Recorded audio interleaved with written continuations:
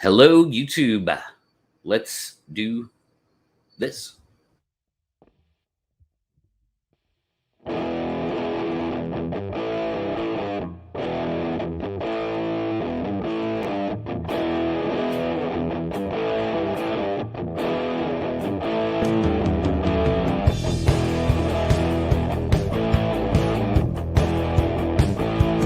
Back to nature, climbing higher. Woods are thick, hiking alone. Hear a tree crack, loud as gunfire. Stops you cold, chill to the bone. Hear the growling, turn to howling. Something's prowling just out of sight. Beast in the night.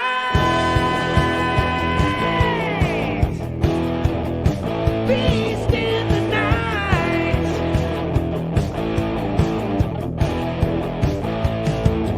The forest has fallen silent. The mountains dark. The moon is full. Catch the black shape of a giant, 8 feet tall, unbelievable. Your heart is pounding, huge steps are bounding. Your hope is drowning in the fading light. Beast in the night.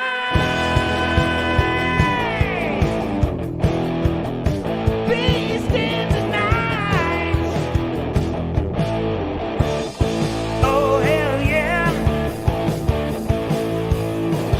Run for your life.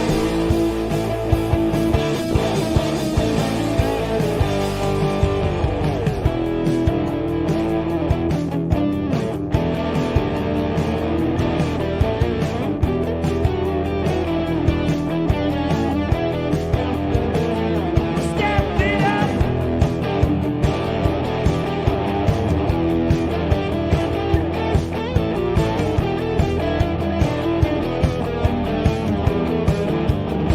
Your fear is growing.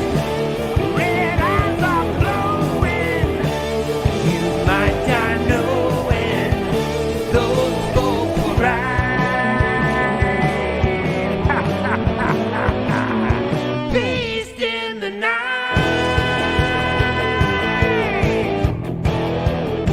Beast in the night. Beast in the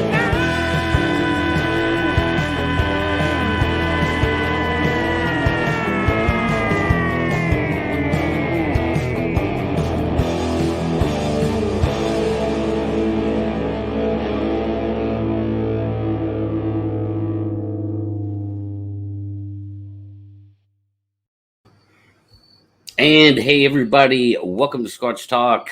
I'm Pat, and we got a good one for you tonight. And we're just going to jump right in. I'm going to welcome to the show now Mr. Doug Hajicek and Matt Ann from Tactical Bigfoot Research. Mike, I said Matt. I got Matt on the brain tonight. You know how that is. It's okay. I've messed up plenty of names in my day. So what's up, guys? How you doing? How you doing, Doug and Mike? Good. Good, sir. Good. I think Mike's out looking for flying squirrels. Is that correct, Mike? That is correct. We got a full setup out here with color night visions and thermals, and Cool. we're rocking it out right now. So Well, that's interesting. A Bigfoot researcher on my show looking for flying squirrels, not Bigfoot. nope. There's sightings in the area, but we're looking at some other things. It's what happens.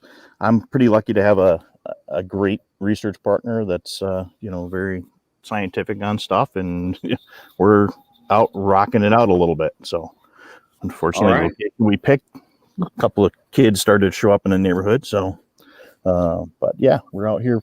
Got some good stuff. Hopefully, the owls will kick in soon too, and we can work on some recordings for that as well. So, Well, okay, and of course the flying squirrel thing ties into sort of the subject matter for the night here, and we'll get into that for sure. But if for those of you who missed it, so we did do a part one with Jeff, and I hope we didn't hype that too much. I tried to keep it toned down and not too sexy.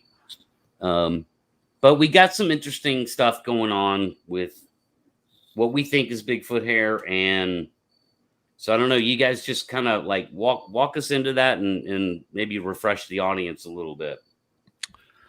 Sure. So yeah, first thing I want to do is just make sure people know we've come to no conclusions. None. We're not even close to a conclusion at this point. What we are is we definitely have a direction, some of it, what we want to do. And so we're looking, I don't think so much as fluorescing with UV light Bigfoot hair, but actually reflecting kind of a pinkish cast. Unlike any other animal fur that we can find so far. It's one reason Mike is out looking for flying squirrels, because they actually have fur that will glow under UV light, and they don't know why, Pat. Nobody knows why. They've speculated. Is it communication? Is it a defense mechanism? Is it because they can fluoresce under UV light causes them to be more invisible to animals that don't see in UV light or in the IR spectrum?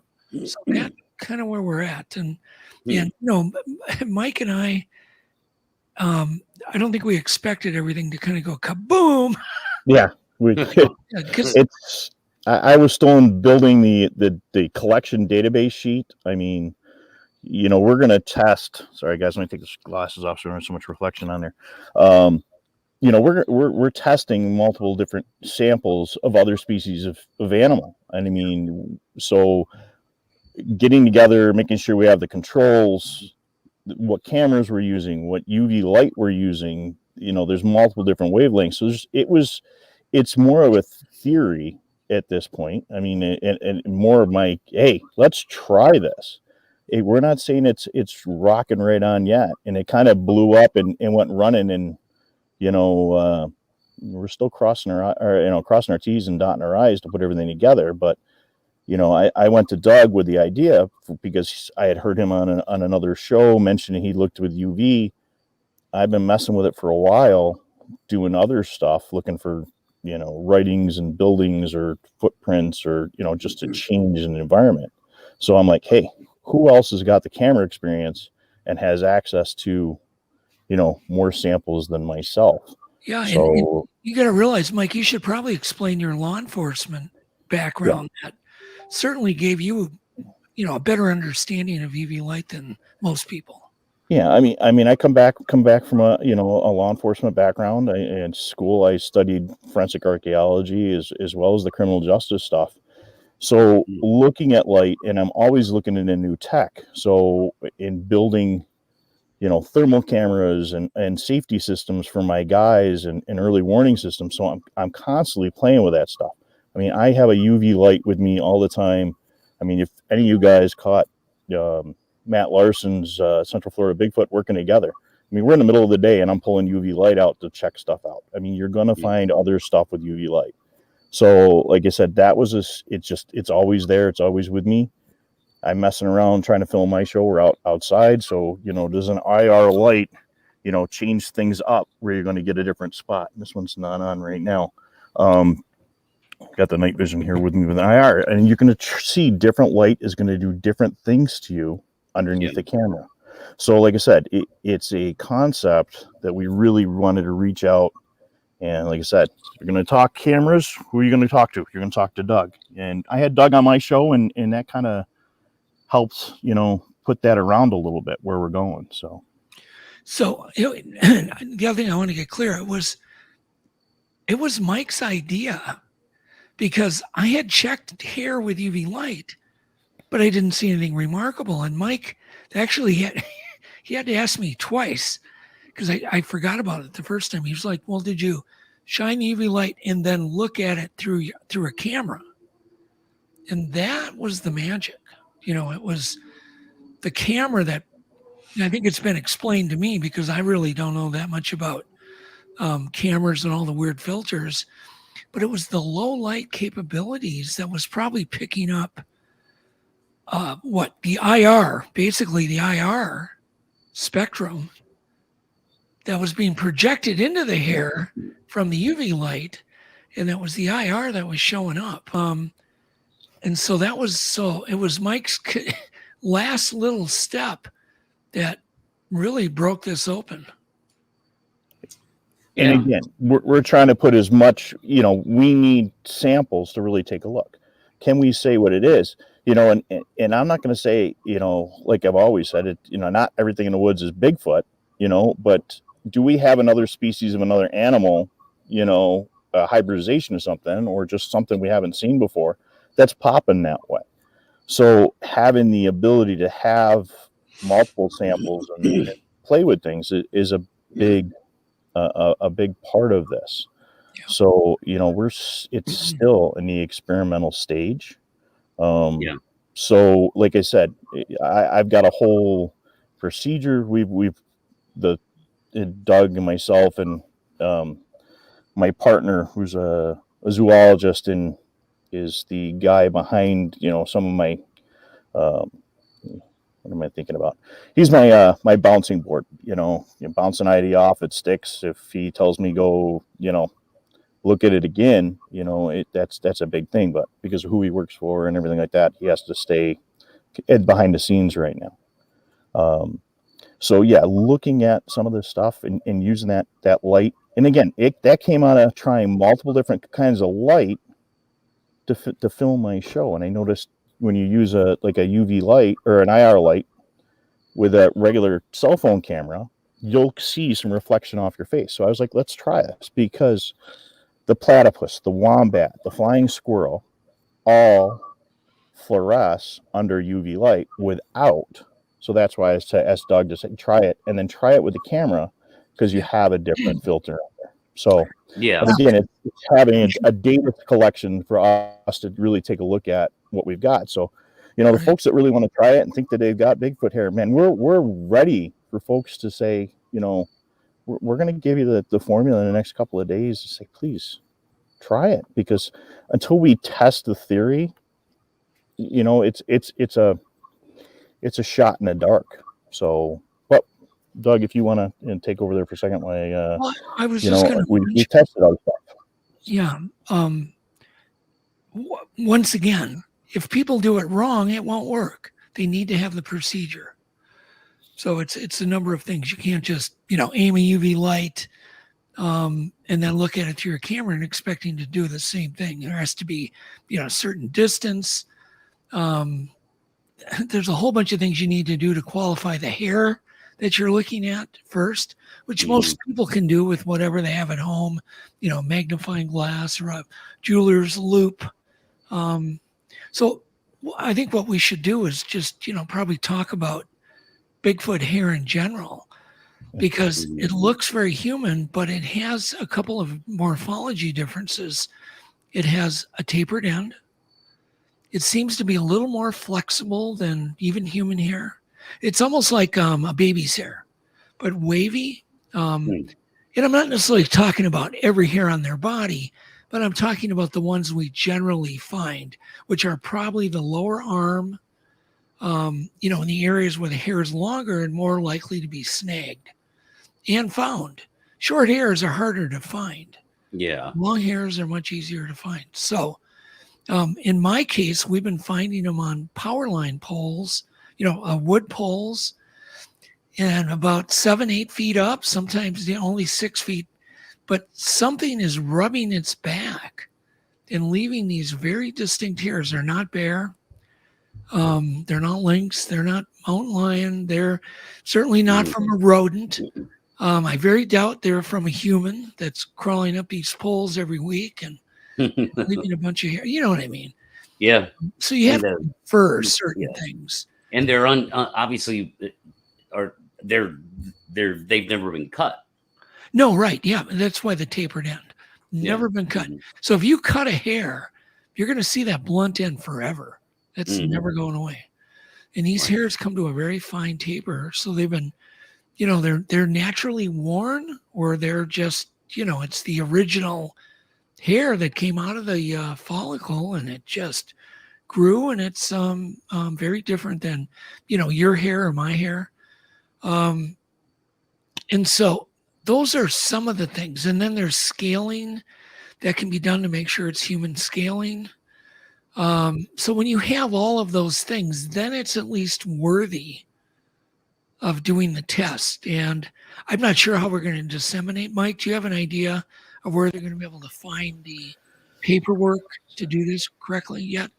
And again, this is how quick this came out. Yeah. And I've been I was speaking in Whitehall why we were coming up with this. So gone for that weekend, came back and working overtime at work. So really getting everything down where if somebody wants, Pat, you want to take a look and say, hey, I have something, let me try it. Getting it all together and still saying, hey, this sounds good. This is where we were going to go. And as you do the process, you're like, man, this would be easier, like when you're baking a cake for the first time. Man, next time I'm not going to mix this way or that way. I mean, there's always a formula to things. So, finding a website that we can put it up on, I probably could put it on my my Facebook group, my Tactical Bigfoot Research group on Facebook. It'll be a fillable document that we're going to go in, and there's a lot of data. I mean, I want to know, I noticed there was somebody asking, like, how do you know it's a Bigfoot hair? Well, we don't know if it's Bigfoot hair. What we're looking for are unknown samples that we can say, all right, it was collected on this date and time in this weather conditions at this location by this individual, these GPS coordinates, stored in a proper container.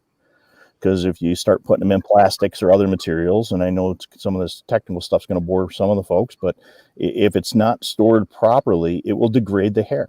And then if we degrade the hair and we do come up with something that looks like it may be a good candidate if we get enough samples, as a control, then we can't run DNA on it because we've stuck it in a plastic bag or, somewhere there's too much moisture in the go. And, we know there's some folks, and I'm looking at the, who's in the comments and stuff that have access and have friends that have some really, good selections of hair. So to reach out to those folks and say, hey, please try this. But again, having that data of where it's from, the length, did you have it run it through a microscope? There's a lot of buying a microscope now is not that expensive to get a basic look. And even if you talk to folks that are hair experts and fiber experts, it takes some years to really say, hey, that's what that is, because there's so much difference in the characteristics of hair that's what we're looking for. And I mean, that's when we talked to Doug, and that's what he noticed because he had those samples. The medulla is different. And Doug, if you want to play to that, what we found with that, or we can pull a little bit. But yeah, there's a lot of things, and collections with, I see Robert puts in there with, sterilized paper. Yeah, there's a lot of stuff that we have in there, a lot of technical stuff, and who you're going to, there's a lot of DNA kits that are out there that you can grab that data, because you're going to make sure you got gloves on, you got sterile, all that stuff. Because like I said, if we do have one or two hairs in that grouping that we can say, hey, it's popping. Well, when the price of DNA comes down, we're going to want to use that hair if it looks like it's not a bear or something else. So Doug, if you want to reach into that medulla thing, because you guys spend a little more time with the guy. So one of the things that's different about Bigfoot hair, it has a either a very fine broken medulla, which is the core, the pigmented core. It's also an area where a lot of the DNA is stored, which makes getting DNA out of a Bigfoot hair a little more difficult. But one of the things I'm suspecting is that the UV light is traveling in that hollow or somewhat fragmented medulla, that the light is catching in that. And then the camera is picking up the refraction or reflection of UV light in the medulla. Because when I've done microscopic close-ups of the hair with the UV light, looking through the camera, you can just about almost see the fragmented medulla in areas.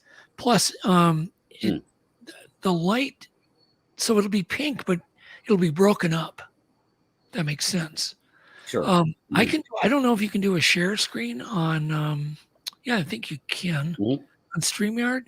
Yeah. So Oh yeah. Do you want me to share the screen? I can actually pull up some photos here. Yeah. All right, we'll give it a try. And again, what you guys got last week was, prior to us really getting a nice package together, where we can, we're here, we're very open on this. Like I said, at this point, it's an experiment. Does this work? And is, having those materials, again, like I said, it's like baking a cake or baking bread. Are you using this type of flour or that type of flour? Are we a bare hair? Do we have whatever? And then that's where we had Doug come in last week, is that, we had some other samples of some other species that we can start, and that's got to go into the database. And when you see the form, you'll see there are spots for photos to go in for each of those hairs, underneath the microscope, underneath natural light, underneath IR, underneath UV. So we can really compare those things, and then we can compare it to a larger data set in the long run. So, and Doug, I'll let you take over the hair. So I'm not sure if you can see the hair that I've put up. It's not sharing. It's not. Okay. I don't have it in my queue. All right. I think I have to maybe pick what screen, since I have two screens. There we go. Share. There it is. There we go. Right. Here we go. So you can see how some areas are not glowing. Mm-hmm. And that's affected by not only the angle of the light, but by the medulla. Yeah, there's a fading in and out, and there's even a little bit tiny dead space in between some of the glows. Yeah. Yep. So that's typical of, an area on a hair that you can get to glow, but it won't. If you hold the UV flashlight steady in the angle, you'll get it to glow, and then you'll change it around. You'll get other areas of the hair, but some areas just won't glow, period. Right. They just stay dark. And what I'm suspecting is those are the areas there's a medulla. Bigfoots have kind of this broken medulla or this pigmented core. So let me throw another photo here up.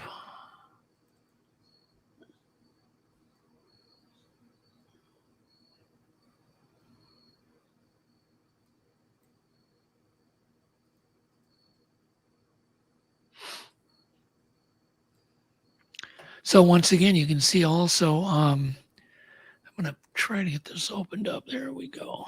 Yeah. Mm-hmm.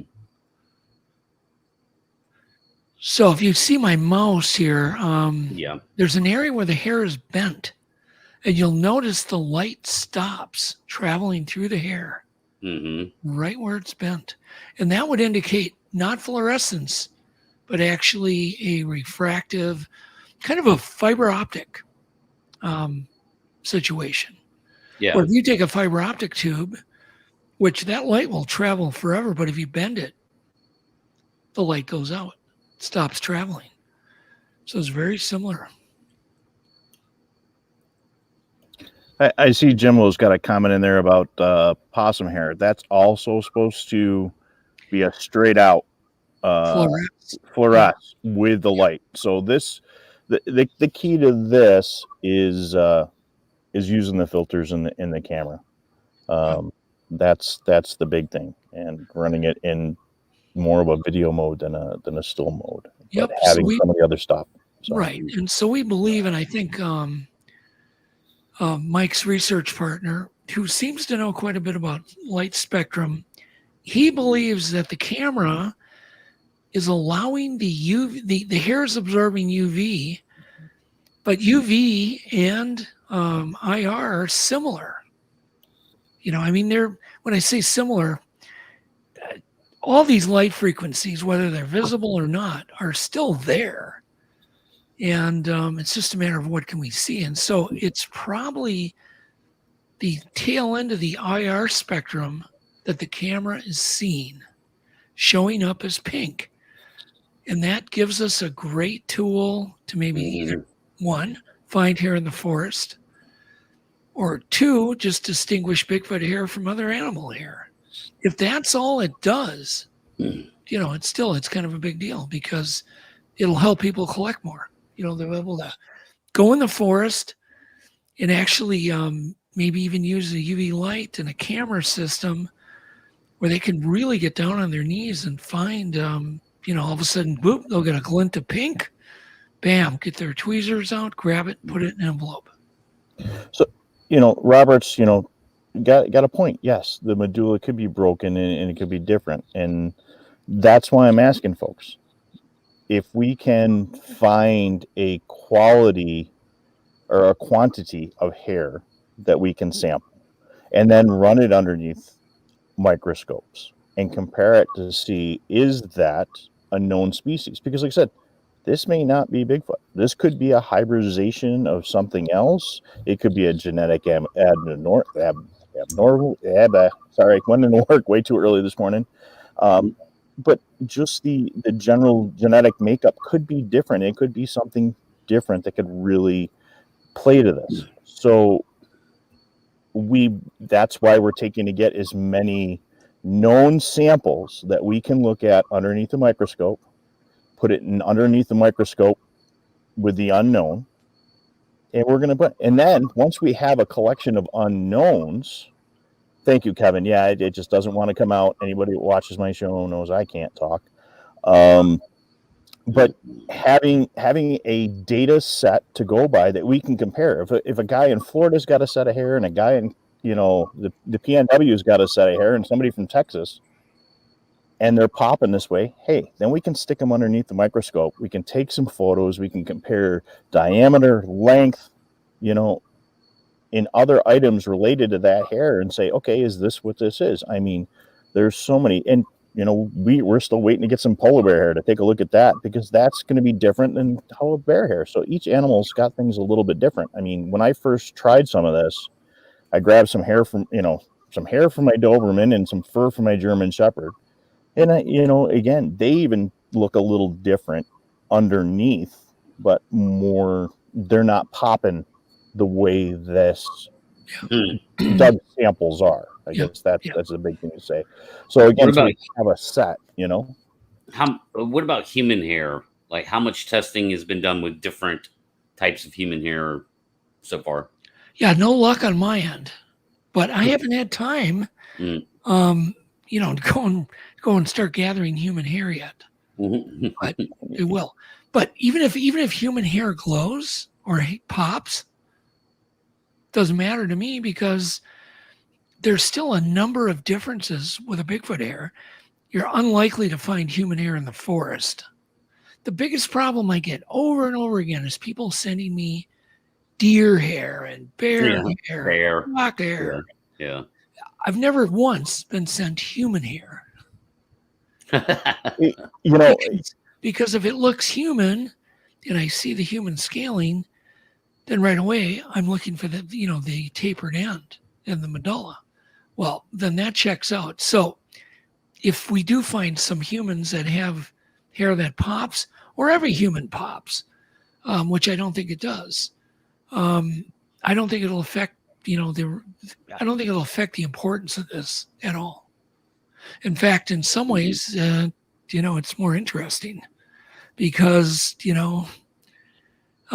if they share that trait, the human hair trait, I mean, that's kind of what I've been saying all along. And that's what all the other hair experts, have. They're saying it's very human-like scaling too.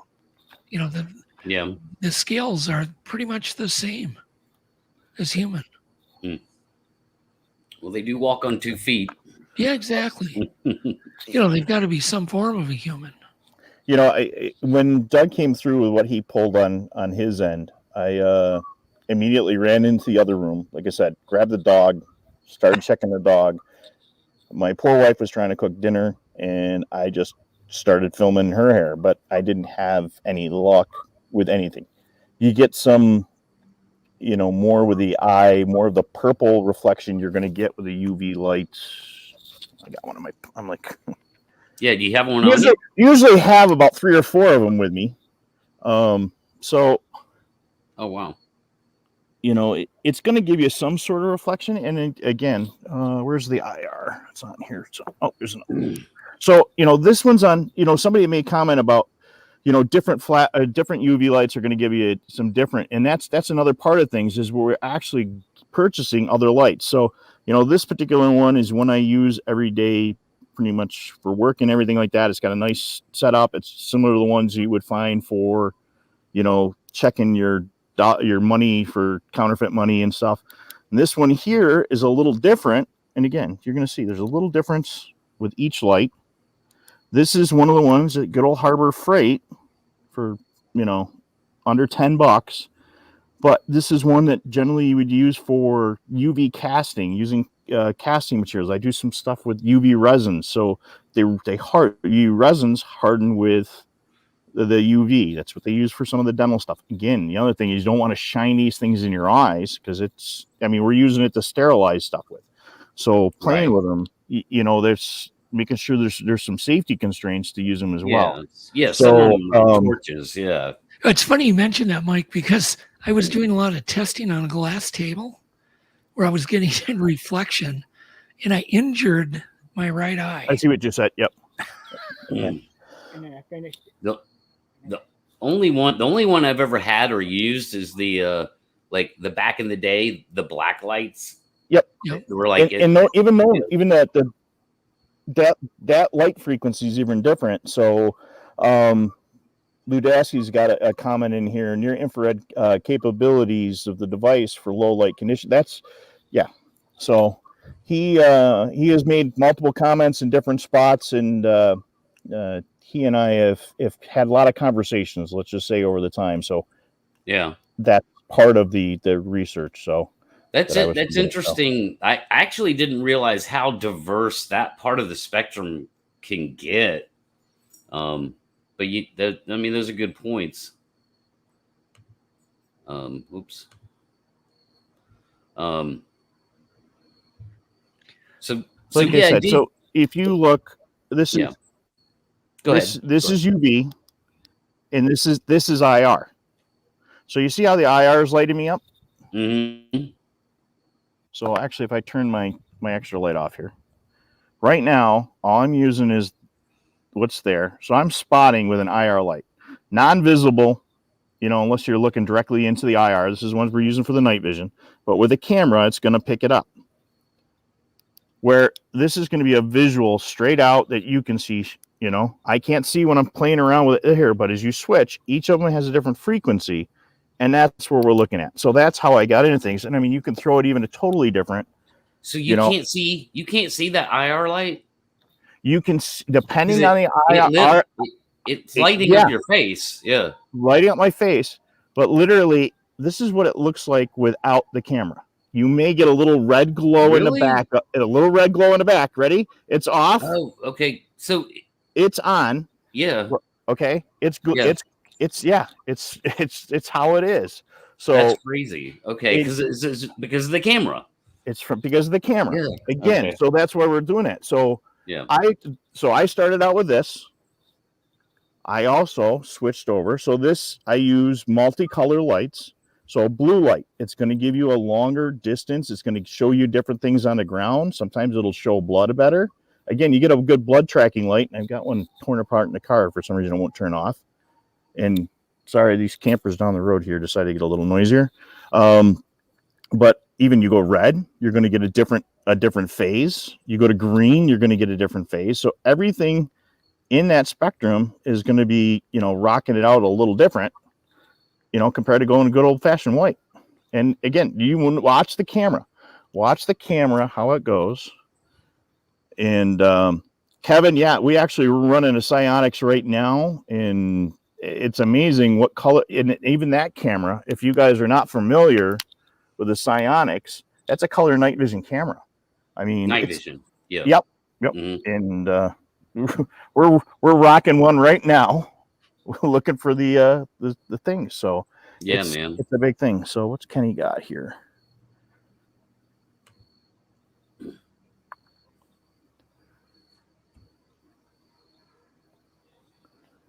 That's cool. Yep. Yeah. And that's big. And then the tall ones has got a good point in there about again, what light frequency. We've got more flashlight or more lights coming, more in a different spectrum of what you're going to get. And it's, again, how much you're going to spend is what you're going to get in a spectrum thing. We've got a light floating up here tonight on it. Is it still on the table, Paul? Yeah. Can you turn your light on? Hang on one second. We've got a new light. No, that one there. Turn that one. So there's, you can even run the spectrum. This one comes on here. Just run it through its phase or something like that. So putting the wrong flashlights back in the wrong pouches is not a good thing. So the key, Pat, though, is visible light goes from around 750 nanometers all the way to, beyond 400. Mm-hmm. And some of UV wavelength is completely invisible to us. Some of it's visible, so it's not all invisible, because all of these, including IR, some of it's visible to us, some of it's not. But Right. you get into 900 nanometer LEDs and you power them, they don't even glow red. They're so good. But they're expensive. The higher the number on an IR illuminator, the more expensive they get. But lighting is so cool. I mean, beyond IR, you start getting into microwave and radio energy, and on the other way, you get into X-rays, gamma rays, and so on. So lighting is just actually a lot of it's new when it deals with animals. They've ignored animals and UV light and IR light for so many years. Scientists are just now starting to wake up, when it comes to fur frequency and animal vision. It's kind of a new science. Go ahead, Mike. I was just going to say, so we're running a new camera, basically a photographer's light on the side. It basically goes through a 360 spectrum of light, the whole Roy G. Biv thing. And, even watching what that's doing with the cameras tonight is making a difference. But again, it's taking the time, getting the data set, starting with the known here, and then being able to compare it to those unknown samples. So again, we don't know. We don't have a body to say, yep, we're going to pull some from its ankles, we're going to pull some from its head, we're going to pull some from its armpits, and wherever else we need to pull them from, So, I mean, then it almost wouldn't matter. Right.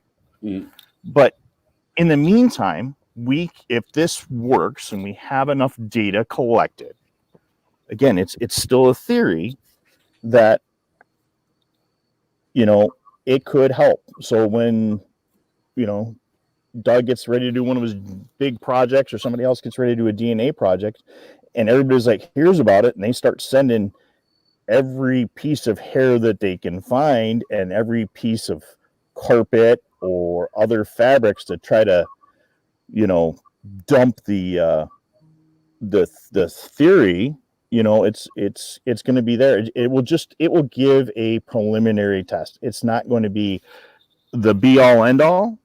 This is just trying to, pull some of those other items from the pool. Again, but we won't know. But again, if we have hairs from across the country and we don't have, let's say, Fisher cats in one part of the country, but we've got them in another, which would be a long, thin hair, dark hair, we can say, okay, we'll take a look. But is that species of bear in this area? Is that mountain goat there? And then again, some of those we've tested, but now to put them into a formal database. So when you folks say, can you show me? Yeah. So we're going to go to page whatever of our pamphlet or our database and show you. This is what it looks like underneath a microscope. This was looks like for the UV light. This was like regular in IR. So we have a data comparison. And then when somebody from, like I said, the PMW sends us a hair from Washington and says, hey, we got this, and it does this glow. Well, okay, now we can take and put it into the database and take a look at it. But until we have a data pool, this is just, let's try it and see if it works. Like I said, Right. It's not we're just the beginning of where we're at. That's the big thing, is where we start. Yep. And again, who has the biggest samples? Folks, hey, we've got a sample, and you can tell that's cow hair or that's dog hair right from the bat, but I still want to see maybe there's something else tied into that. And again, do we find another genetic abnormality in an area with a known species? I mean, that's the big thing. So there could be a totally different spin on this than it's Bigfoot. That's the big thing. I just knew Doug had access to more stuff than I would, being the new kid on the block. So well, I think it's certainly promising, and I love the I love the transparency. I love the thoroughness, of course. I mean, this is the way things should be done when they're in their infancy, which is the way I described it last week too. I said, I went on my way to say this is in its infancy, but it's promising. It's promising to me, and I'm sure it's promising to you guys too. And I think the way to go about this, especially since it sort of involves the public in a way of evidence gathering or potential evidence that might be out there. Like typically, you might not want to start revealing evidence until you've done more, but you kind of need the public to help you in any way they can. So, well, one of the things that a lot of people don't realize is they're just finding out, for instance, caribou, for sure can see in UV spectrum. And then you're like, well, what would that help them do? Well, if you take one of our UV flashlights and you go in your own bathroom, you're going to see the urine splatters glowing. So caribou use it to, keep up with the herd, because, when they're urinating, they're leaving a glowing trail. And many times the females have to stop, sometimes for a long time, 3 days, to have a calf. And they have to keep up, and they have to catch up with the herd. It could help them with that. It could help them see predator urine. It could help them see protein content of lichen, so they don't waste their time, eating lichen that doesn't have a good high protein content. Just, it's endless. So then you have to think, well, what if this is kind of unique? How can we think forward? And let's say it's reflecting IR light, which is a wavelength we can't see. It's taking UV light in, like in moonlight, and then outputting IR light. What could that do? Well, it could aid in a little bit of camouflage. Humans would have a harder time seeing them. There's just so many things we don't know. And that's where people that are into zoology and those kinds of things can help with, once we establish what the heck the hair is doing, because we have no idea. Mm-hmm. We don't really even know. We're not even sure it's unique. I'm going off other people's research, when they're saying, well, we tested this animal and this, I need to do it myself, before I can speak with 100% certainty, because maybe they didn't do it exactly like I did it, So anyhow, I'm looking forward to getting my own, North American hair samples and testing them, or should say fur samples. Yeah.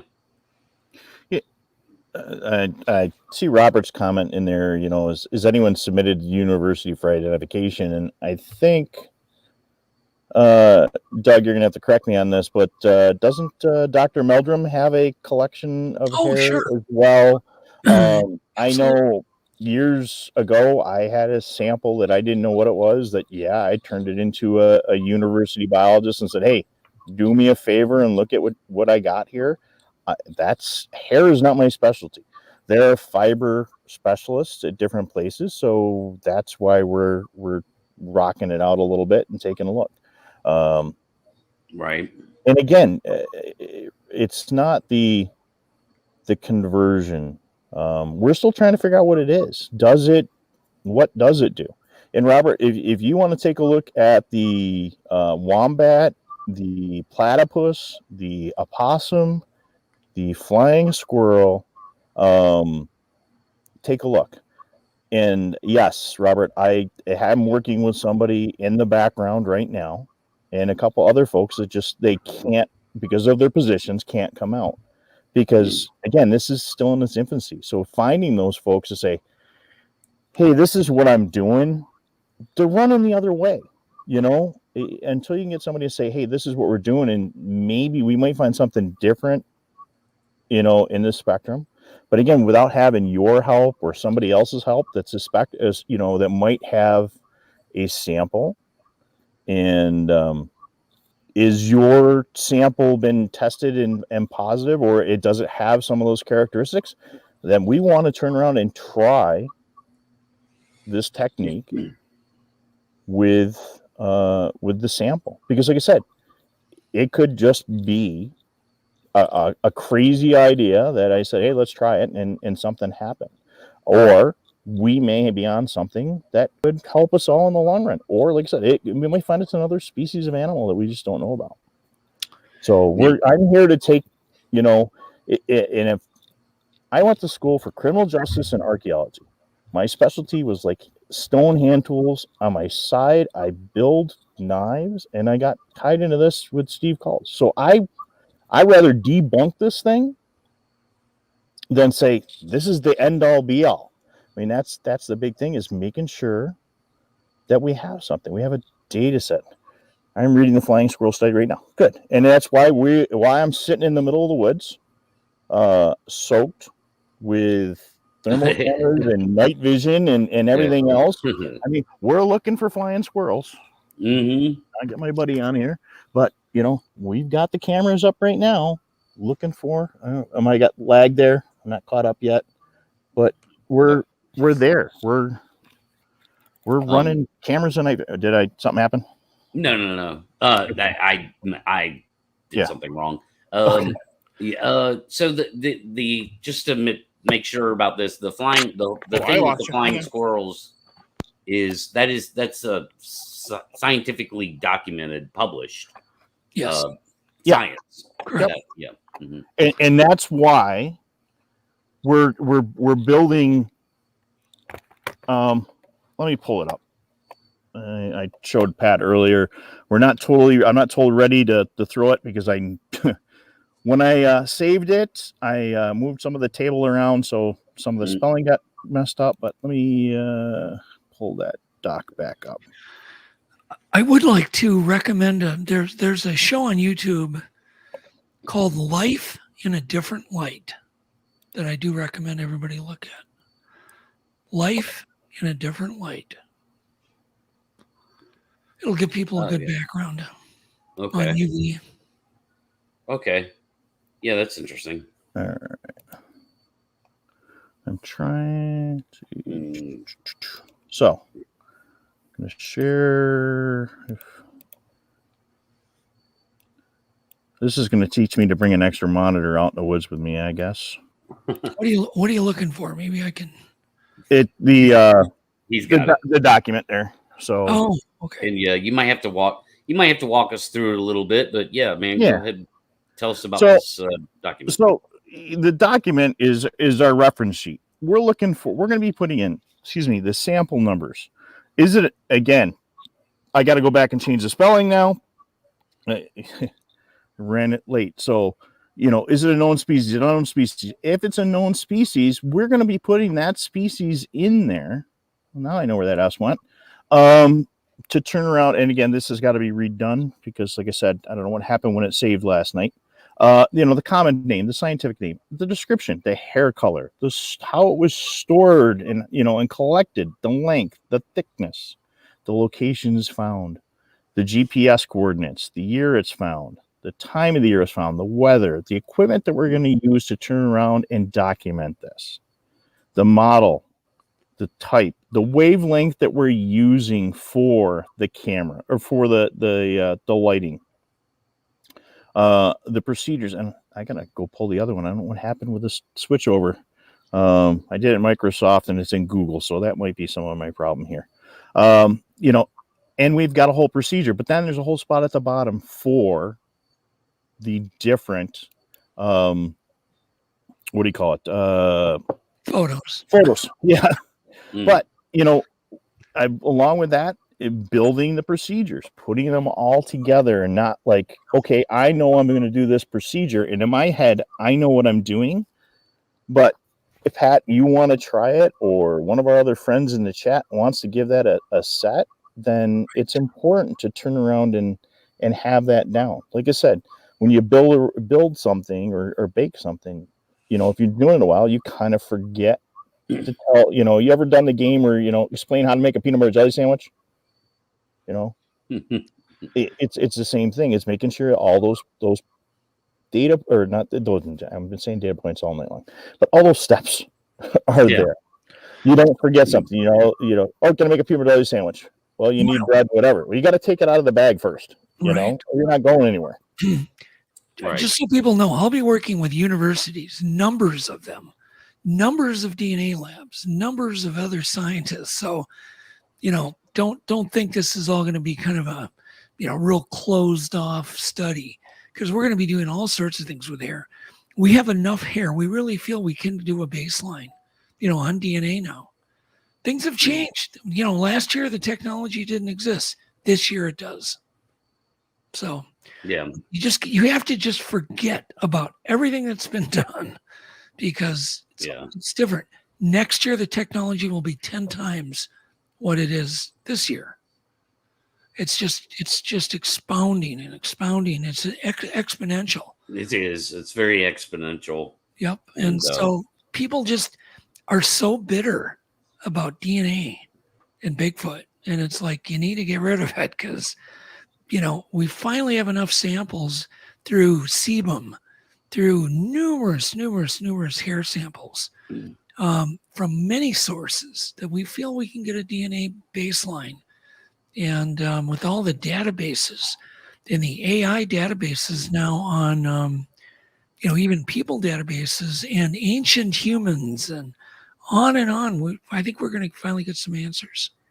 It's not going to be like it used to be.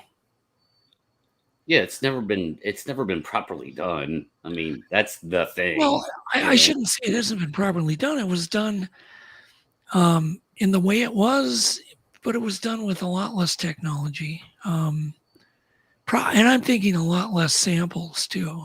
So, and a lot less sequencing probably too. I know Meldrum talks about that. He explains that better than I can. But definitely we're going to get Cindy Dosen involved in this hair thing. She just got privy to it today. We had a little short, message back and forth conversation. And it's going to be, Cindy has got a number of hairs. It's got lots of them. So we're hoping that she'll bail into this and be able to shed light on the mystery.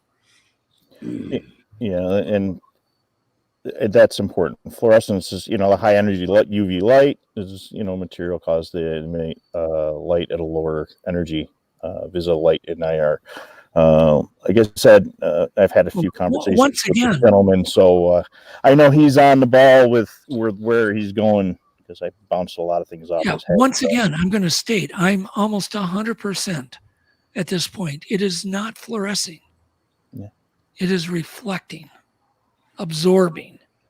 It's acting more like a filter. So whatever the camera's doing is allowing us to see not fluorescence, but more of a reflection of another bandwidth of light,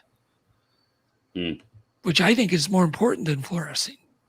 Actually, fluorescing is it's real interesting. It'd be really cool if you could just shine a light at it from 10 feet away and it would glow. It doesn't glow like a post, like the old posters, the black light posters. Yeah. Right.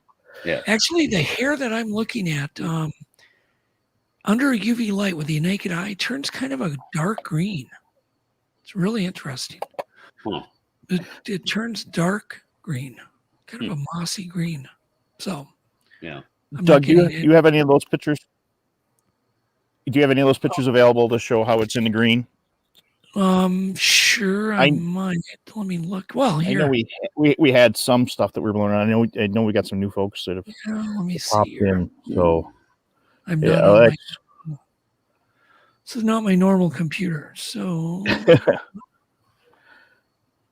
oh, Joe's here. We should have him up here. He's right up the street from me. So Joe. Yep. Joe. We're both in Western New York. Yeah, Bigfoot. Western. We're literally right down the street from each other. So okay. Well, here's the funny thing is, Mike, you just asked me, do I have any photos of it, of what I saw with my naked eye? All video. That's impossible. Yep. Because I saw it with my eye, but as soon as I go to take a photo, we're now using your method. So actually, you can't. You have to do it yourself. Now we're back to the IR. Oh my God, super bright.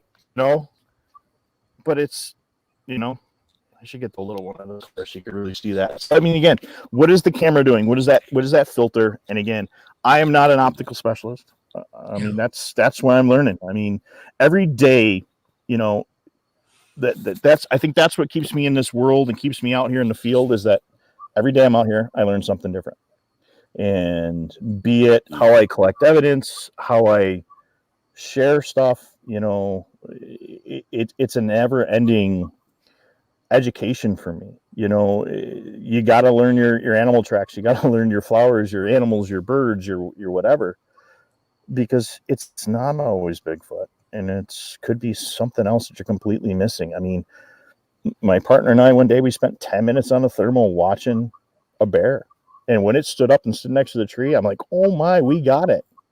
Pull the color night vision out. And you're like, that's a bear, and it'd be do a side by side. I mean, right now I've got thermal in one hand, night vision in the other, because it is that comparison. It is. So again, having folks be able to help us with this process. And again, if you look, somebody asked if I'm going to have the sheets up.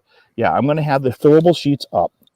I don't know what happened with the transfer tonight because it was fine when I saved everything.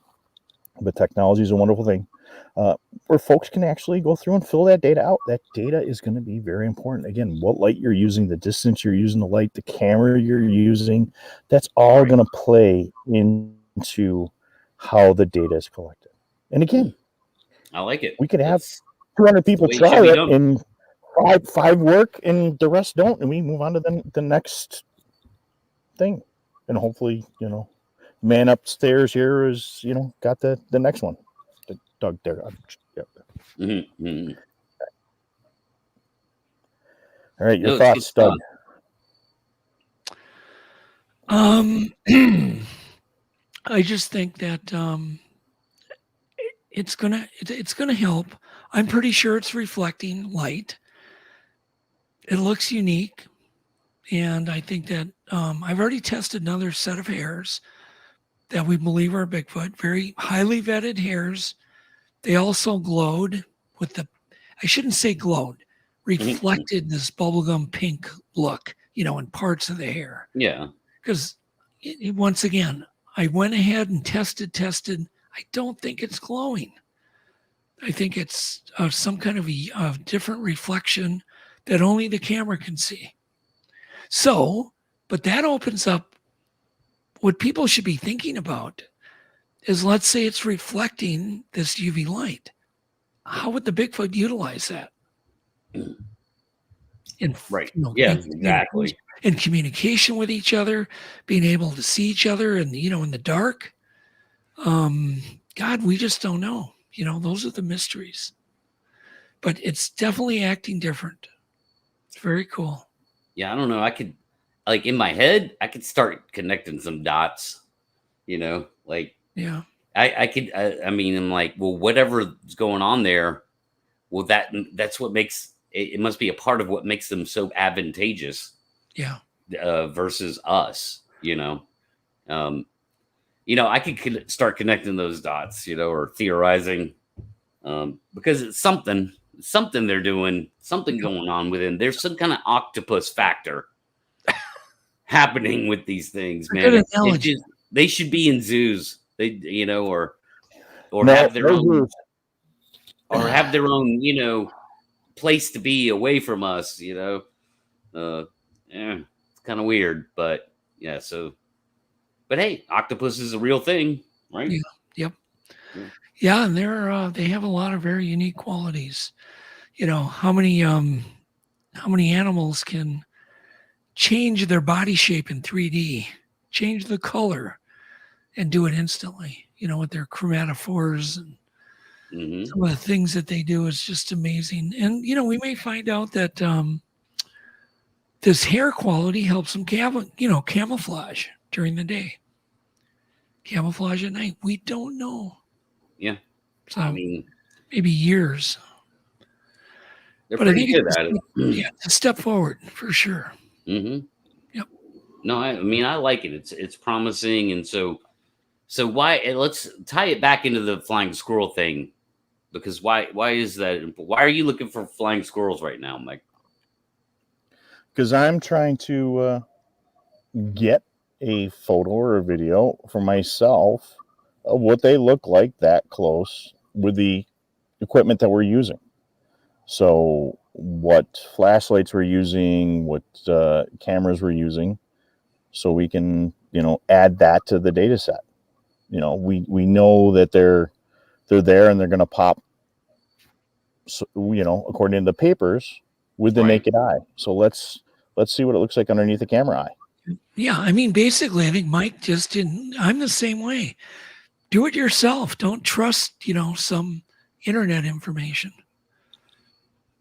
That's cool. Yes. So, do you have a lot of them out there, or what's your hit and miss ratio tonight, you think?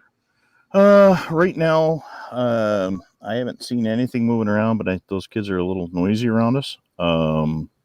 But the other night I had one on thermal and thought it was an owl at first, just because I caught something moving in my eye, and then when I realized what I had, it was too late to turn on a recording. So it's just how it is sometimes. So we know they're in the area.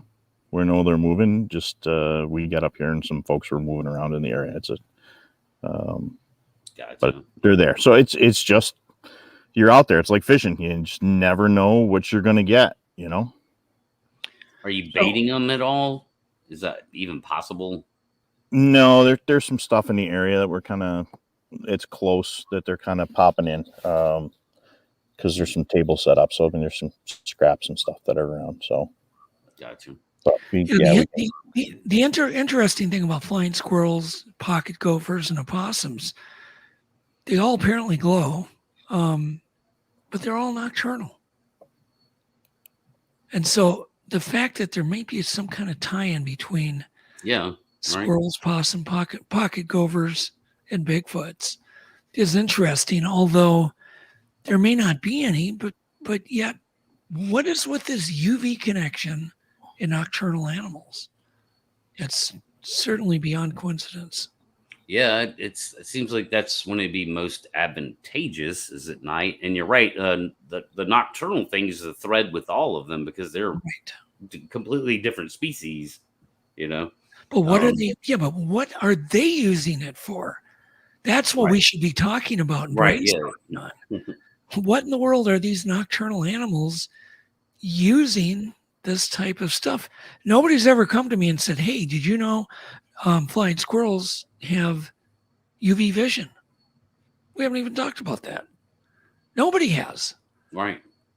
And that's where I get a little frustrated because there's just so many questions we have. So, okay, they glow pink. You would think the first next step that we would be doing, that these scientists would be doing that discovered that, would be trying to figure out why they're pink. Not just telling us they're pink on, it's a mystery, forget about it. To me, that's just not the way to go. There's a real interesting reason that could shed light on all sorts of mammals as to why they're glowing pink under UV light. Mhm. It could be a million different reasons. It could be something that's so fictional that we can't even comprehend it, and so bizarre. It may not be something really obvious. It may not be for communication. Who Yeah. knows? Yeah, you're right. It could Yeah. be something we haven't even thought of. Correct. Yep. That's those are the things that people want to start brainstorming on. Why do these all have this UV and pink connection? Meaning there's something going on with their vision. Flying squirrels for sure have the tapetum lucidium, Lucifer. the mirror in the back of their eye for sure, because you can see their eye reflection. Hmm. So for sure they have night vision. But can you have night vision and still see in the UV wavelength? I can't get answers. I've not found answers on that. Those are the questions I want to know. Does this have anything to do with the eye glow that we all get reported? Mike, how many reports have you taken that said a Bigfoot's eyes actually glowed? Quite a few. Yeah. Or that, that was at least the interpretation. But yeah, like just like you were saying, maybe there's some kind of other refraction going on there that is Right. filtered back into something we can see. Yeah. Right. Yeah. And why is it that we can see their eyes glow? For all we know, they can't see each other's eyes glow. Right. You know what I'm getting at? But We yeah, just start thinking about all the possibilities. This hair thing may tie in somehow to that. It may not. Flying squirrels glowing may tie into why Bigfoot's eyes glow. We don't know. It's a million what ifs. We don't even know the right questions to ask. Here's the main thing to this, Pat, and your audience, which thank you for you guys that are listening, is did we just stimulate your mind enough to say, let me try something out of the box when I'm out there? Yep. It's not always there. I mean, how many times have we said we've heard screams from the woods and everything else, and how many folks run their data or their recordings through one of the libraries? I mean, I'm lucky enough to be a couple hours away from Cornell, so I know about their library, and I've heard enough other guys that have been doing this longer than I have. There's apps that turn around, record it, and do that analyzation. But as long as we can keep our brain stimulated and keep the journey and keep nature, be good harborers of the forest, I guess that's an important thing. Like I said, every day I learn from doing this. I'm looking more at other animals. I've always had a fascination with animals. I mean, as a kid, I volunteered at the local zoo, so I spent a lot of time in a monkey house listening to gibbons and chimpanzees and orangutans, and macaques. I mean, to listen to that kind of stuff as a kid, those sounds are there. So if we can, and again, have an archaeology background, if we can get an answer, either way, I'm happy. If not, I've spent a lot of great time with some great people in the woods, and we're gonna go through. But again, any help when you guys test things, I know there's a couple of folks that they're testing right now to see if they can do it. But the right distance and everything else, it's a thing. So, but we're educating ourselves, I guess, is the big thing. So, and again, if folks have the experience in education and UV light more than the rest of us, reach out to Doug and I, because we'll take your data, your information. If you can prove you've got that experience, again, That's not my thing. I'm not a mechanic. I'm not going to try to fix my car. So if I can find somebody that has that experience, that's what we got. That's why Amy Boo's got the zoo book with those guys, so they can bounce some stuff around in the background. Yeah. One of the things, did I ever tell you my story, Mike, with flying squirrels? Maybe I did, but I was out, this is many years ago when IR had first came out, wasn't even available to the public yet. And I had a camera with IR lighting, and I was trying to get footage to demonstrate it for Animal Planet. They had never seen it, IR lighting. So I want you to think about this. We all take all these shows, go shows, and I was the first one to use it on television, to the point where the executives flew out to see me to see this new footage. But I was out in the Northwoods filming this, and I was trying to get footage of bears, which we did that night. But me and my buddy were just talking, and all of a sudden, a flying squirrel landed on me. And then another one, and then another one. And we just kept, I said, and then I stopped talking, and those few squirrels took off. I said, oh, let's start talking again. So we start talking, nice, calm, low, just, calm demeanor. And all these squirrels started landing on me again. I was covered with probably 20 or 30 flying squirrels. What? To the point they were actually starting to groom my hair, actually looking in my hair. They were all over me.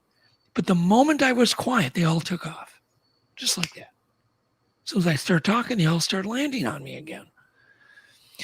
Well, the reason I bring this story up is just this weird thing flashed into my brain.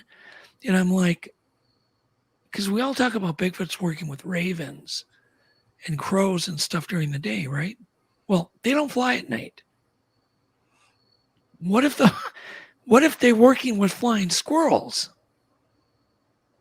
Did you know flying squirrels are almost as intelligent as chimps? They have the intelligence. They're one of the few animals that you can tame during the day. That you can tame as an adult because they're so intelligent. It's things like that I think about, and it's just brain diarrhea, I realize. But you also got to realize that when I first saw muskrats grooming beavers in their lodge, that was just brain diarrhea too. Right. But now there's a scientific paper being published on it. Mm-hmm. So it may sound really goofy, but then I had to wonder, why were those squirrels landing on me? It's as if they had done this before with upright walking figures. Yeah. I mean, it's bizarre. And I can only think like alternatively, like maybe there was something on your clothing they were interested in. Pat, I repeated this process night after night. Really? There was. Really? You think for 1 second I didn't think of that? Right. Yeah. I tried everything.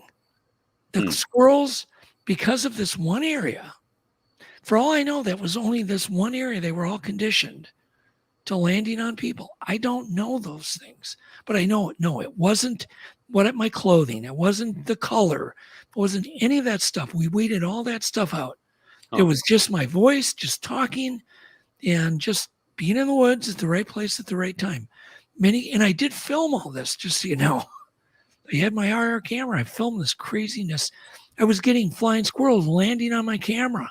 I was getting the most amazing shots because as they were going to land on me, they were coming right at my camera. So I probably got some of the best flying squirrel footage in the world. Mm-hmm. But my point is, there's symbiotic things going on in the forest that none of us understand. That's my point. We probably know 1/100th of 1% of what goes on in the forest at night when no one's around. We just don't know. And so those are the things that I'm constantly thinking, because I really don't care if I have brain diarrhea, because that's how new ideas are born. I agree. Yeah. You think about this stuff. There's a reason this thing, that flying squirrels are pink. Oh, Bigfoot hairs. Maybe the aerial reconnaissance, think about all the advantages. Flying squirrels use their flaps, everything I've observed, to not fly, not to glide. They use those flaps to slow down, meaning they can leap so far that their flaps are just slow down like flaps on a jet when you land. Yeah. Because it prevents injury when they're landing on trees. I have a totally different take on flying squirrels than most people do. You know, they always show them, oh, they're gliding. That's not what they use them for. They use them to slow down before they slam into the tree. They don't need those flaps. Evidently, somebody in chat has them as pets. There we go. To get a UV light, you need to order one. Yeah. Yeah. Please go check that. But actually, I have no interest personally in flying squirrel glowing because I don't think it's the same process, but it might be. Mike's looking for live ones, and we ordered one on a stuffed one on eBay, so we can just play with the fur and see if we can get it to do some reflecting. But at this point, I'm not sure the Bigfoot hairs glow, but we may find that they do. I don't know. I have no idea. But the connection is pink, and UV light. Yep. And nocturnal. Those are the weird, to me, that's far beyond a chance. So that's kind of where I'm at. But think about flying squirrels. Just close your eyes. Think about a Bigfoot covered in wood ticks. Right? Parasites. Right. What do you think flying squirrels eat? What do you think one of their main things they go after during the spring and when the wood ticks are thick? Wood ticks. Yep. Suddenly now it doesn't seem so weird. Wouldn't it be great if you had a bunch of little furry guys going all over you, getting all the crap out of your hair? You know, in your Possums skin. too. Possums eat ticks. Yeah, possums do, and they're nocturnal. Yeah. Yep. So those are really interesting coincidences. And once again, I would have never, ever thought. And for those of people that don't know, I put a camera in a beaver lodge. Took 2 years to be able to do it with IR lighting and to figure out how to get the beavers to accept the camera so they seal it up and put mud all over it. First thing we filmed was muskrats grooming the beavers. World's first that was a mammal cohabitation. Yeah. Yeah. Had never been seen. And I asked myself, well, how come nobody else? You just would have thought hundreds of scientists would have discovered that. No, not a one. Not anywhere in the world, not by one scientist. And that's why I go to Doug for this project. Well, yeah, you come to me, Mike, because I get kind of just crazy on the thoughts, and I'm not afraid to try new things. Obviously. And we need a lot more of that, in Bigfoot research. And I'll just never forget, Mike going, yeah, but did you look at the hair under a camera? I'm like, all of a sudden it hit me like, duh. Like, God, how could I be that dumb? And then I tried what Mike said, and it's like, there's a whole nother world on that hair looking through a camera. It was amazing. Suddenly I saw these bright pink highlights thinking, oh, okay, this is interesting. So the reason I throw those diarrhea thoughts out there, because there may be one person who listens to this, whether it's tonight or 10 months from now, that goes, it connects some dot for them. Something they saw, something they witnessed, some other experiment for us to try. You never know. So everything that we do, and me and Mike are just connecting a bunch of dots. He's piling his experience onto any experience I've had. And the same goes, which is why I like doing these shows, because you never know who's going to listen, and go, oh, God, I saw something once, or I have this kind of job and I do this. Then, gee, and they call us, and then we pile that on top of our knowledge. So. Yeah, I agree. I mean, it's definitely worth putting out there. Yep, absolutely. It is. You know, I teach police recruits, and one of the things I tell them all the time is don't discount anybody when you're at a crime scene. Well, this you can treat like a crime scene when you're out there in the woods.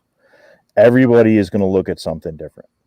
You're going to look at things through the eye of what you do for a living in your education.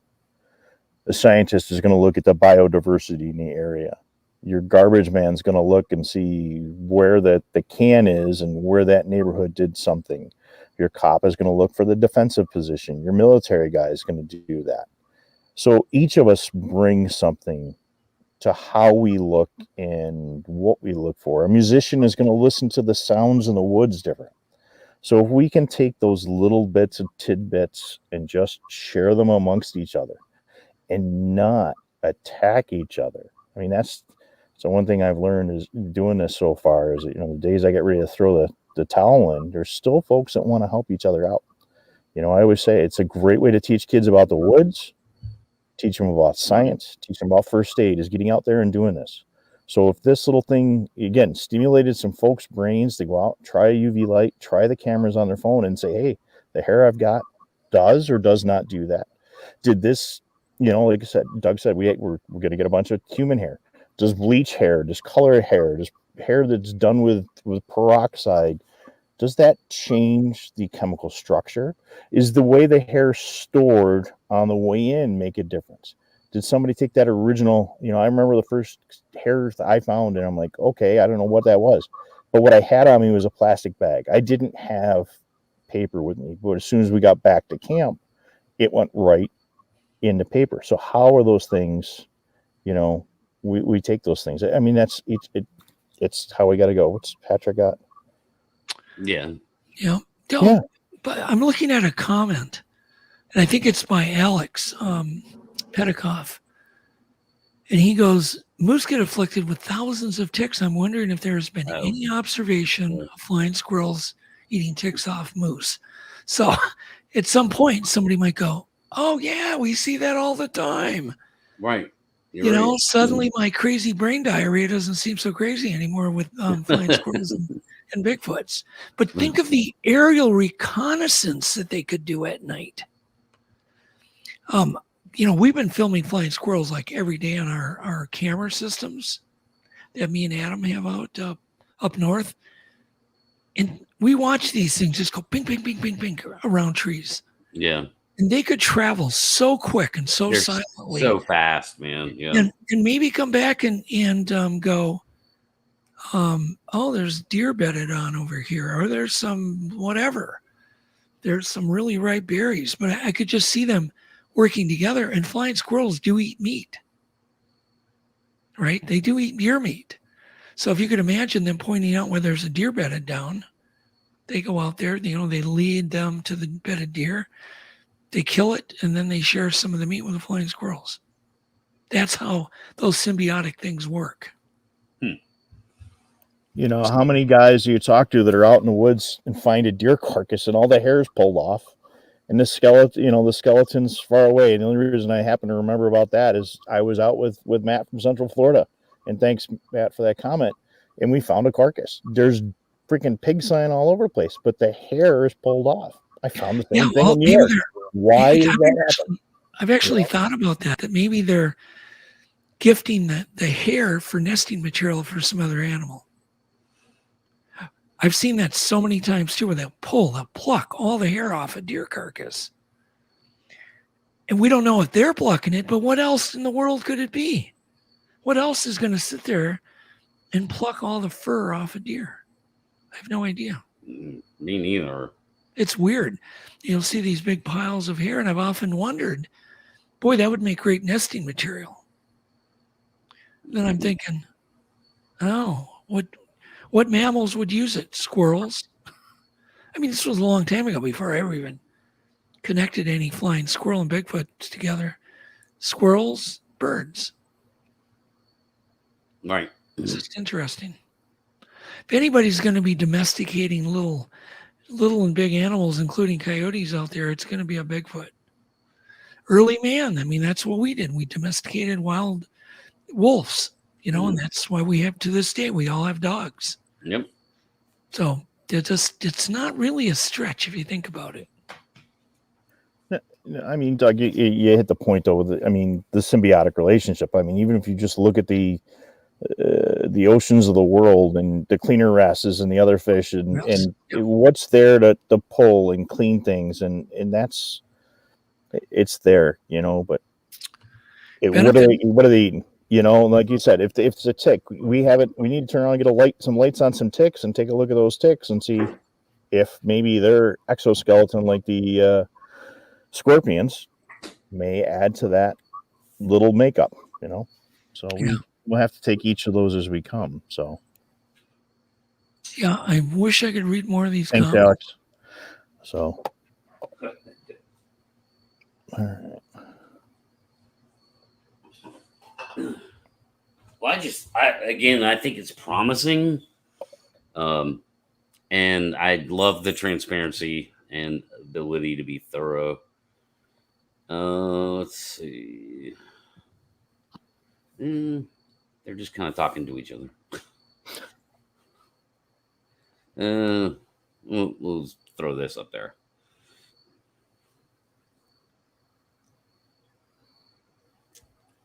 Yeah, what are you talking about, Patrick? Flying squirrels or Bigfoot? I think he's talking about Bigfoot.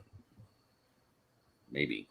Yeah, we definitely get a whole bunch of different hairs, with sticky spray. Yeah, I mean, you might even get, again, I joked with my research partner the other day that we needed to do a roadkill trip and just get on the road one day because it's that time of year around here in Western New York and just say, okay, we know we got half a skunk here. We're going to grab some hair.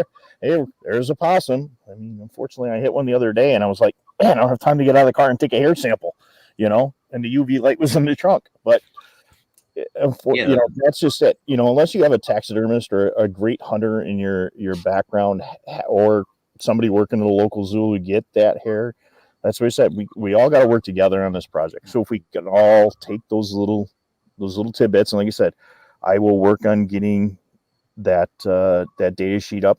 I'm working a lot of overtime on this weekend. I actually took some time off tomorrow morning so we could be on tonight with you guys. We'll get it out there because if you guys can take those data sets and help us build that stuff, and Pat, thank you for giving us an outlet for this, where everybody's always, we're just not jumping on the thing. We're Doug is giving us, a means and to get that idea out there. And like I said, it's putting those little things together as a group and being a Bigfoot community, not being a me or an I. We're a community, and we're a community to turn around. And if this thing is what it is, and it's real and it's live, that we can join together in the conservation, of this, preservation. So. I was going to mention, collecting hair. A lot of people don't know how to do it. It's actually quite simple. We're using double-sided sticky tape, the clear shipping tape that you can buy. It's extremely sticky. Nail it up on a tree. Nail it up somewhere where you've got a gifting area. Go to these wooden power line poles that are in the middle of the forest. Start looking at, the actual poles. It seems like they're using those for back itchers because if you think about a normal tree, certainly in certain areas of like Minnesota, every tree's got a bunch of branches sticking off it. So they can't really push against it if you got branches sticking off it. But a power line pole is smooth, but it's still very rough.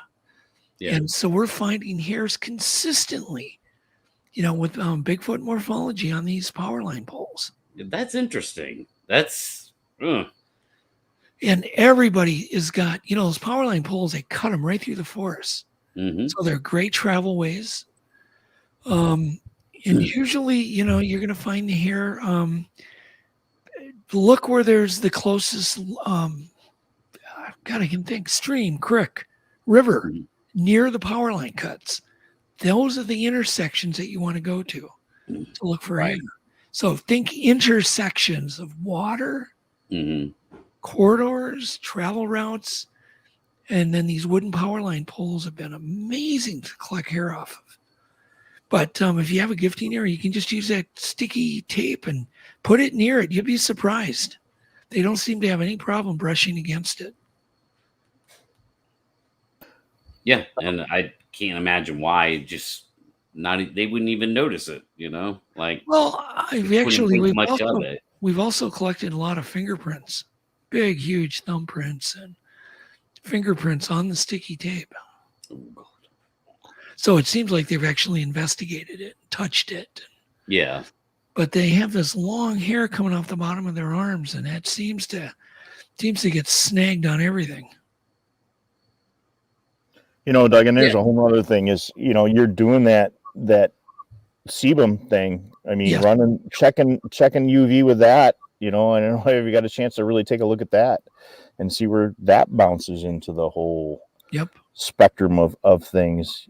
Again, as we sat here, my brain's stimulated to the point of, why do they see, or everybody says they can see the trail cameras, and we showed you tonight the IR pops on the camera here. I'm gonna go grab a thermal camera when I get home and see if it works.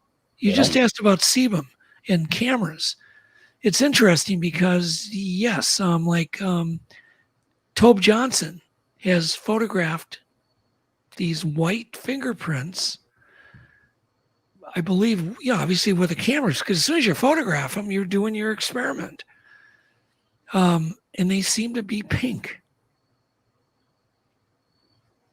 We just came out with that book, the Owl Moon Lab, and literally on the cover is a representation of the sebum that was left on a wall or a door. And of course, it's represented pink, but he's got the real photos. And as I remember, they were. So that's a whole nother show to get into that stuff. But there will be DNA in it. Yes. Yeah, that's promising as well. And I had never really heard of that until you started talking about it. Yeah. So yeah, there'll definitely be skin cells. Yep. Mm-hmm. Well, cool, man. I don't know, man. Have we pretty much gone over everything fairly enough here tonight in a fair way? I think so. Yeah, we're open to questions, and if somebody can, thinks that they've got an angle, like I said, that they've got that we haven't tried yet, we're there to listen and try that particular that technique. Again, it was a thought, it's a process. Mm-hmm. But I know the way Doug has got things set up, and we fully haven't explained the whole technique at this point, but we're willing to work with folks, because if they've got some hairs to put into the pool, that's a big thing, and where they're from is going to be a big a big role on things. So if anybody's got questions, reach out, because or they got something that we're missing, because like I said, they're an optical specialist, they build cameras, that's something we want to know about. That's why I went to Doug with a lot of this, is because his experience using the UV, the cameras, the whole thing is very important to the concept. Let's not even call it a theory anymore, it's a concept. Well, where would be the best place to reach out to you guys for, if people are like, they watch the show, they go, oh man, I've got something, or I want to try it, and they get a good result, they want to, or download your sheet, like, what's a good contact point? Go ahead, Mike. You can find me on Facebook under Tactical Bigfoot Research, or on my Instagram underneath Tactical Bigfoot Research. That's going to be the best way to find me. I also have a podcast, Where's My Sage? But for the Bigfoot stuff, so we're not blowing up my joint mailbox with my co-host, Tactical Bigfoot Research. Best way to find me. And again, I'm there to sit and talk with folks. And if I don't have an answer, I will never give you a BS answer. I'm going to find you somebody, or point you in a direction where somebody that can help you out. That's the most important thing is, I'm not here to make things up. If I don't have an answer, we're going to put it. But you know what? If we have an experience that really says, hey, there's something there, it goes in the book. And then when I talk to somebody else at another conference that has that experience, that's where they're at. So that's why I say we need to talk to everybody. We need to be part of a community, not just me, him, or I. So. All right. Yep. And as far as me, just get a hold of me on Facebook. It's the best. Okay. Yeah, and and if you know how to get a hold of me, and you want to, vector through me to I'll pass it along. So it's promising stuff, and I hope it continues to go down the road in a promising way, for sure, because it is something a little different, and I like the approach, because you guys are doing it right. I did like 2 shows on this, on how things should be done, and it's like you guys are doing it exactly how I had spelled it out, just out of my own imagination, before all this happened. But yeah, I think I'm gonna wrap it up. If this is sorry, we got a local skeptic. He's cool though. He's just he's but picking a little bit. That's the guy I want to talk to, because Yeah, me too. I've talked to him many times. Yeah, him being a skeptic is what I want, because he's going to tell me what he sees in the woods and what I don't see in the woods. Because again, I'm out here, I'm still learning, but every time I get ready to walk away from this, something else hits me in the face. Literally, the last time was a pebble in the face, and then another one, and then another one with calls. But each thing we learned, again, it's the journey of being in the woods, the journey of being with friends. And if we do find this thing and the evidence that we find, then we go. So, man, bring the skepticism, because that's awesome. I want that skepticism. It's gonna educate me, because it's gonna make me do more research and learn something else about life. So, bless you, dude, for being a skeptic. Yeah, it can be motivating. I engage with skeptics all the time. I'm not afraid to engage with any skeptic. I've had skeptics on this show several times. I've talked to Benjamin Radford twice on this show, 2 different shows. And Benjamin, he brings that point well. He's like, hey, Bigfoot world, like, up your game. Like, that's his point, it's like, up your game, and I don't disagree with that. I think 54 years, man, since the Patterson Gimlin film. I mean, how many more prints do we need? What trackway, or what track are we going to find? And that's the one that's going to convince the science community 30% more. And it's just, well, when I got into this, and I'm sorry if I interrupted you there, Doug. no. It came as, I went searching because I was trying to bust somebody's chops at work. And then I found a sighting near where we're at right now in the local paper, which led me into meeting Steve and going on. But when I noticed where one of the articles ended up, it was in Chautauqua County, New York. And that reminded me of a year previous that I had talked to a Department of Environmental Conservation police officer, asking him about the mountain lions in New York State. Mm-hmm. And I got the standard, run of the mill. They're not here. There was one across. He goes, but, and I've known this guy for years. He goes, I took a lot of reports on tall, hairy covered Bigfoot-like creatures in Chautauqua County. And that stuck in the back of my head. And again, why go there? And, that's not where I'm looking. But again, hey, we're here, man, have fun in the woods. When we see something, we're going to see something. But I've talked to so many people and so many different backgrounds and different parts of the country that things are there, we just take and rock it, So, oh yeah, man.